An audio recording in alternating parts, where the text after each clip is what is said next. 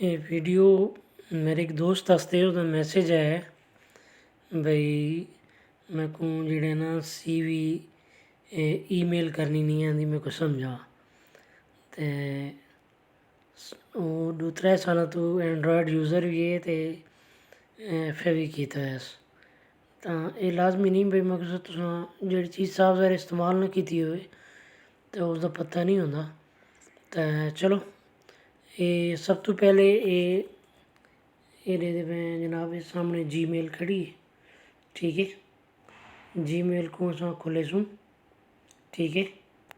अच्छा इसदे विच ये सारियां ईमेल पईयां, ठीक है, जितनियां भी आईयां।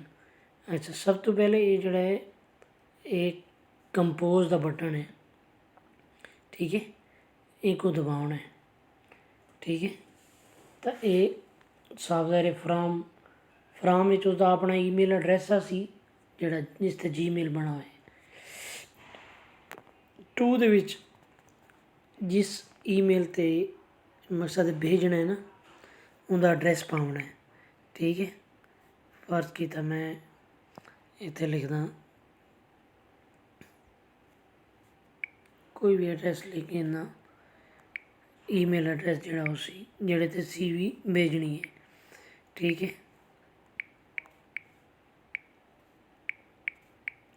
ठीक है। ये फर्जी तौर पे मैंने एक ईमेल एड्रैस लिखा है, ये गलत इस ते भेजनी को नहीं, ठीक है। इतने सब्जेक्ट असां लिखसूँ CV, कंपोज लिखसूँ dear sir reference to your advertisement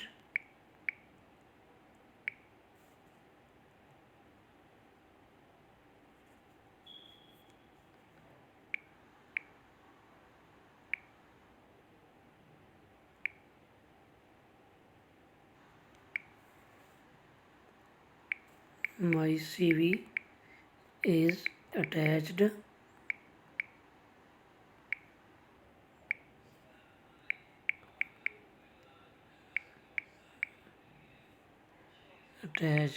bas my CV is attached, best regards।